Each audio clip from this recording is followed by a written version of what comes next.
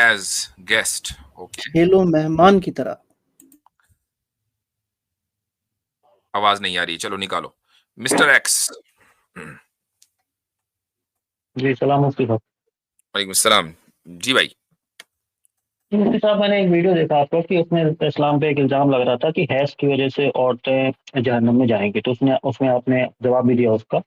لیکن مجھے پتہ نہیں وہ شاید دوسری حدیث آپ نے بتائی وہ چیز دوسری حدیث میں بھی ہے, لیکن ایک اور حدیث مجھے ملتی ہے اس میں ایسا مجھے لگتا ہے کہ یہ چیز ہے, تو اگر آپ اس کو دیکھ کے بتا دیں تو صحیح رہے گا. صحیح بخاری کی 304 حدیث ہے جس میں ایسا لگتا ہے مجھے کہ حیض اللہ نے ہی دیا ہے, اور پھر ریلیجن میں بھی obviously بات ہے, اس سے کون انکار کر سکتا ہے؟ ہر چیز ہمارے نہیں. پاس اللہ کی جی طرف جی سے.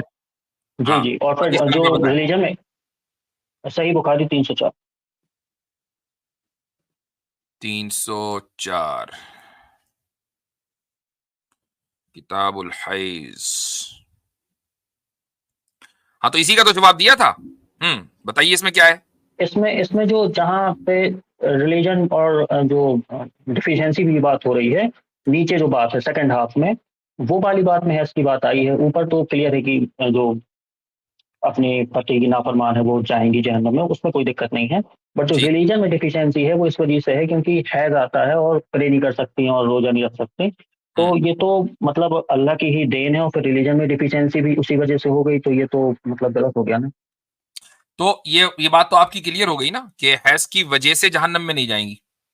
ٹھیک ہے, نہیں اسی حدیث میں ہے, تو میں وہی پوچھنا چاہ رہا ہوں نا کہ ریلیجن میں ڈیفیشنسی بھی رسول اللہ نے بتائی ہے اور اسی حدیث میں ہے, تو مجھے لگ رہا ہے کہیں یہ دونوں چیزیں کی وجہ سے جہنم میں ہوں گی. نہیں اوپر بتا دیا.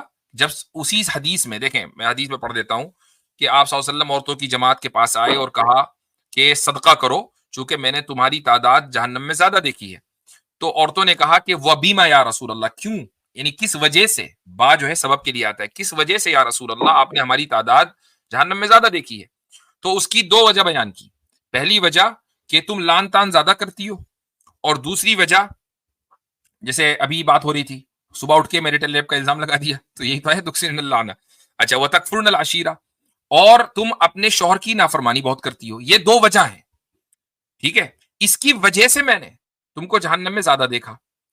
اب اس کے بعد کوئی یہ کہہ سکتا ہے کہ بھائی اب کیا کریں؟ سولوشن آپ صلی اللہ علیہ وسلم نے پہلے ہی دے دیا تھا, تصدقنا, صدقہ کرو.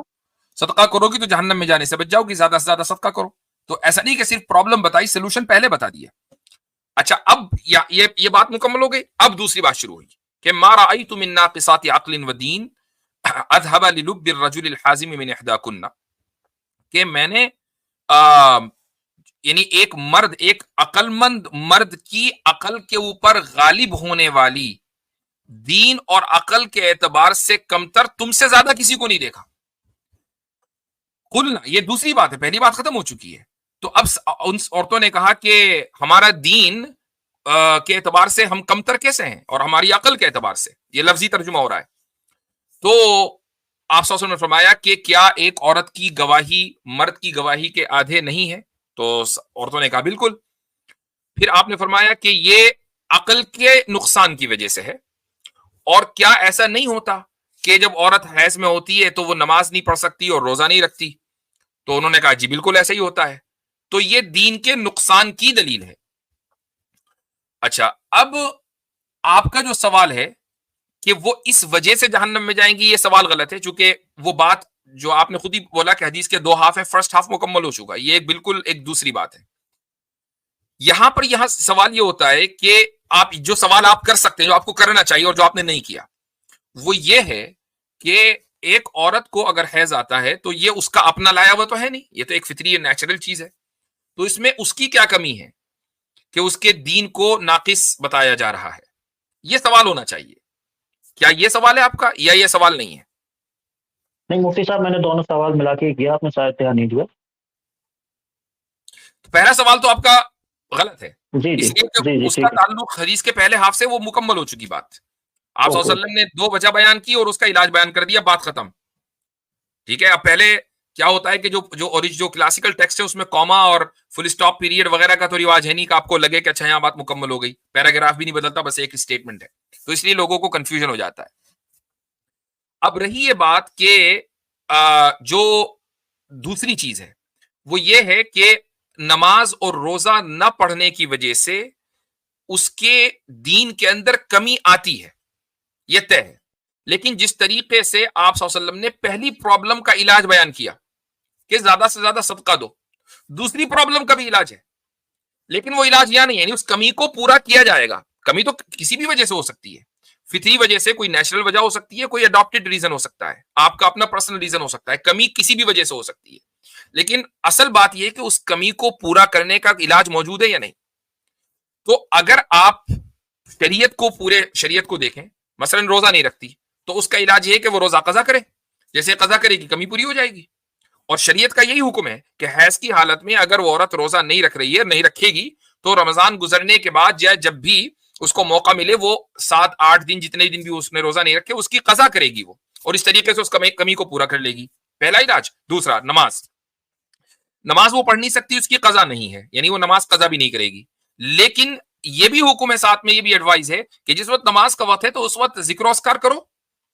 ذکر و اذکار کا کیا مطلب ہے؟ یعنی اللہ کو یاد کرو، لا الہ الا اللہ کی تسبیح پڑھو، سبحان اللہ کی تسبیح پڑھو، اللہ اکبر کی تسبیح پڑھو. ان تسبیحات کے ذریعے اللہ کو یاد کر کے اس کمی کو پورا کرو. تو اب مجھے ایک بات بتائیں کہ ایک مرد کو تو کرنے پڑ رہے ہیں عشاء کی 17 رکعتیں اور فجر کی 4 رکعتیں اور یعنی اس طریقے سے 50 رکعتیں پوری دن میں پڑھنی پڑ رہی ہیں. ایک عورت اس حال میں اپنے مصلی پہ بیٹھی، اس نے 5-10 مرتبہ اللہ اکبر کہا، اس کو ثواب مل گیا. تو اس کمی کو پورا کرنے کا علاج بیان کر دیا نا. پرابلم اس وقت ہوتی کہ اگر اس کمی کو پورا کرنے کا علاج نہ ہوتا. جی اچھا، شریعت میں مفتی صاحب مزاج دیکھیے شریعت اسلامیہ کا، کہ جس طرح انہوں نے، آپ نے ابھی حدیث کی آپ نے مثال دی اور اس کے اوپر کچھ باتیں رکھی، تو شریعت کے اندر، شریعت اسلامیہ کے اندر عورت کے لیے، یعنی کہ جہاں اس کے دین کے اندر نقص آ رہا ہے جو آپ نے بیان کیا، وہیں عورت کے لیے سب سے آسان جنت میں جانا ہے. جی کہ 5 نمازیں پڑھنی ہیں، رمضان کے روزے رکھنے ہیں، شرمگاہ کی حفاظت کرنی ہے اور شوہر کی اطاعت کرنی ہے. آپ صلی اللہ علیہ وسلم نے فرمایا جس دروازے سے چاہے جنت کے داخل ہو سکتی ہو. بنسبت زبردست مرد کے پوائنٹ. جس طرح آپ نے ساری باتیں بیان کی کہ بھائی فجر کی جو ہے وہ عشاء کی 17 رکعات اور ملا کے کل ملا کے 50 رکعتیں یہ ہو گئی، اور پھر دیگر جو ہمارے اوپر فرائض ہیں، جیسے کہ زکوٰۃ کا مسئلہ ہو گیا، جہاد کا معاملہ ہو گیا، گھر والوں کی حفاظت ہو گئی. لوگ کہتے ہیں کہ عورت کے اوپر جو ہے وہ ظلم کیا جاتا ہے. میں کہتا ہوں ایک عورت تابع ہوتی ہے اپنے ہسبینڈ کی، یعنی اس کو اپنے ہسبینڈ کا تابع بنایا جاتا ہے. حالانکہ مرد کے اوپر جو ذمہ داریاں ہیں، مرد ہمارا زیادہ مظلوم ہے. مرد کے اوپر بیوی کی بھی ذمہ داری ہے، بیٹی کی بھی ذمہ داری ہے، بہن شادی شدہ نہیں ہے اس کی بھی ذمہ داری ہے، ساتھ ساتھ جو ہے وہ ماں کی بھی ذمہ داری ہے، والدین کی بھی ذمہ داری ہے. تو یہ وہ ساری اور یہ چیزیں جو آپ جو نے لفظ استعمال کیا کہ مرد زیادہ مظلوم ہے، یہ بھی ویسٹرن پیراڈائم کے اعتبار سے، ورنہ یہ ظاہر ہے کہ ذمہ داریاں کسی چیز کے کو مظلوم نہیں بناتی. کسی کو ذمہ داری ہے، اس کو ادا کرنی ہے.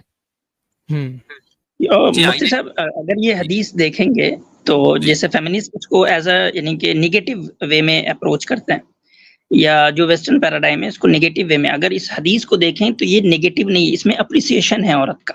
اگر اس کا کانٹیکس دیکھیں، وہ عید کا دن ہے اور اس کے جو جملے ہیں وہ یہی ہے کہ یعنی کہ وہ جنس جس کے اوپر عقل اور دین کی ذمہ داری کم ہے وہ مردوں کے عقل کو لے اڑتی ہے. جی ہاں، صحیح بات ہے. میں نے تو اس پوائنٹ کو اس لیے ٹچ کیا کہ وہ چونکہ انہوں نے سوال ہی نہیں کیا تھا، لیکن اچھا ہوا کہ آپ نے اٹھا دیا. بالکل کہ یہ حدیث یعنی کہ نیگیٹو نہیں ہے، یہ اپریسیشن ہے عورت کا، جو ہے یہ اپریسیشن ہے اس کے اندر، نہ کہ ان کو ایک نیگیٹو کنوٹیشن اس میں دینے کی کوشش کی گئی ہے. لیکن وہی ہے کہ جو لوگ ایک دوسرے ہی مائنڈ سیٹ سے یا لینس سے دیکھنے کی کوشش کرتے ہیں تو پھر جو ہے ان کو سمجھ نہیں آتی. آپ اس حدیث کا بیک گراؤنڈ جا کے سمجھے، وہ کون سا دن تھا، وہ کون سی مجلس تھی، کس واقعے پہ اللہ کے نبی صلی اللہ علیہ وسلم نے یہ سب بتایا، تو آپ کو سمجھ میں آئے گا کہ وہ تو ایک یعنی کہ سمجھیں کہ عورتوں کو نیکی کی طرف راغب کرنے کے لیے جو ہے یہ ساری باتیں بتائی جا رہی ہے اور ان کو اپریشیٹ کیا جا رہا ہے. اور اس چیز کو عورتوں سے زیادہ کوئی بہتر نہیں سمجھ سکتا. یعنی ان عورتوں کو جو وہاں مجلس میں موجود تھی ان کو کوئی اعتراض نہیں ہوا، وہ بلا کر رہی ہیں، ہاں بالکل ٹھیک ہے، بالکل صحیح کہہ رہے ہیں آپ. کیونکہ ان کو لگ رہا ہے کہ ہمیں اپریشیٹ کیا جا رہا ہے، نہ یہ کہ ہمیں کرٹیسائز کیا جا رہا ہے. جی ٹھیک ہے بھائی. میں ایک چیز بس ایڈ کر دوں کہ جیسے حیض عورتوں کو آ رہا ہے تو اس کی وجہ سے ان کے اوپر ایک بہت بڑی ذمہ داری بھی ہے کہ وہ نسل آگے بڑھانے کا مطلب ذمہ داری ہے ان کے اوپر. تو اس کو کمی کے طور پہ دیکھنا یہ بھی صحیح نہیں لگتا مجھے. حیض کو کمی کے طور پر نہیں دیکھا جا رہا ہے، حیض کی وجہ سے جو دینی پریکٹسز میں کمی آ جاتی ہے اس کو بیان کیا جا رہا ہے کہ اس کی وجہ سے دینی پریکٹسز میں کمی آ جاتی ہے. پھر دوسری پوری شریعت کے اندر اس کمی کو پورا کیسے کرنا ہے وہ بھی بیان کر دیا گیا. حیض کمی نہیں ہے. اوکے جی شکریہ. چلیں جی.